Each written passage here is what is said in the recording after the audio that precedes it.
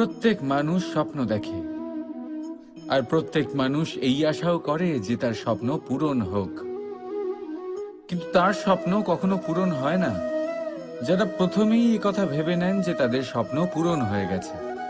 তাদের স্বপ্ন যথার্থ হয় যারা প্রয়াস করতে থাকে, নিরন্তর প্রয়াস। সেই জন্য জীবনে চেষ্টা চালিয়ে যান, পরিশ্রম করতে থাকুন, আর পূর্ণ বিশ্বাসের সাথে নিজের স্বপ্ন পূরণ করার দিকে অগ্রসর হয়ে পড়ুন। নয়তো এরকম না হয়ে যায় যে অন্য কেউ আপনাকে দিয়ে তার স্বপ্ন পূরণ করিয়ে নেয়। রাধা রাধা।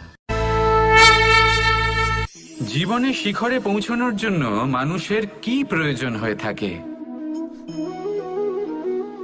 সিঁড়ির। কিন্তু তাও প্রত্যেক মানুষ, প্রত্যেক ব্যক্তি শিখরে পৌঁছতে পারেন না। এর কারণ কি? কারণ একটা হতে পারে যে মানুষ কল্পনা করতে থাকেন কিন্তু সিঁড়ি খুঁজে পান না। কিছু মানুষ খুঁজে নেন কিন্তু তা পেয়ে এতটাই প্রসন্ন হয়ে যান যে তারপর আর কোনো কর্মই করেন না। খুব সোজা ব্যাপার। অনেক মানুষ সিঁড়ি খুঁজে পান না, আর যদি পেয়েও যান তাও যতক্ষণ না তাতে চড়ছেন সেই শিখরে পৌঁছবেন কি করে? যতক্ষণ না আপনি পরিশ্রম করছেন, যতক্ষণ না সেই সিঁড়িতে আপনি চড়ছেন, যতক্ষণ না ক্লান্ত হচ্ছেন, আপনার পায়ে হাঁটুতে ব্যথা না হচ্ছে, ততক্ষণ এই শিখরে পৌঁছানোর সৌভাগ্য লাভ করতে পারবেন না।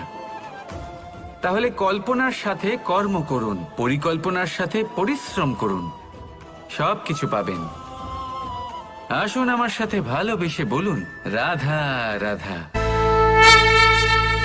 বৃষ্টির ফোঁটা কত ছোট, কিন্তু সাগর কত বড়।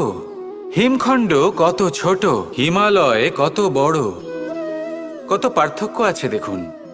দশরথ পুত্র রাম আর শ্রীরাম। দেখুন, একটা ফোঁটা একসাথে মিলিত হয়ে তখন এই বিশাল সাগর তৈরি হয়।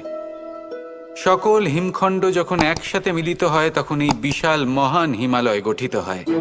সেইভাবেই একটা ছোট্ট বনবাস দিয়ে শুরু হয়েছিল একটা যাত্রা, রাম থেকে শ্রীরাম হবার পথে, মর্যাদা পুরুষোত্তম হবার জন্য। কিন্তু এর থেকে আপনি কি শিখলেন? বিন্দু আসলে মহান নয়, মহান হলো সাগর। হিমখণ্ড মহান নয়, মহান হলো হিমালয়। অর্থাৎ কোনো মহান কাজ করার জন্য বা মহান হবার জন্য আপনাকে আরম্ভ করতে হবে ছোট থেকে। একটা অত্যন্ত সরল কিন্তু একটা গুরুত্বপূর্ণ কথা আমি আপনাকে বলতে চাই। দেখুন, আরম্ভ করার জন্য প্রথমেই আপনার মহান হবার কোনো প্রয়োজন নেই। কিন্তু হ্যাঁ, মহান হবার জন্য প্রথমে আরম্ভ করা অত্যন্ত প্রয়োজনীয়। আপনি যদি শুরুই না করেন তাহলে কখনো মহান হতেই পারবেন না। প্রকৃত নিষ্ঠা দ্বারা আরম্ভ করুন। আপনার পদক্ষেপ, আপনার কর্ম যতই ক্ষুদ্র হোক না কেন, তা করতে থাকুন, নিরন্তর চেষ্টা করতে থাকুন। তারপর দেখবেন এই যে মহানুভবতা নিজে পথ চলে আপনার কাছে আসবে। তাই আপনি এটাই করুন আর আমার সাথে ভালোবেসে বলুন রাধা রাধা।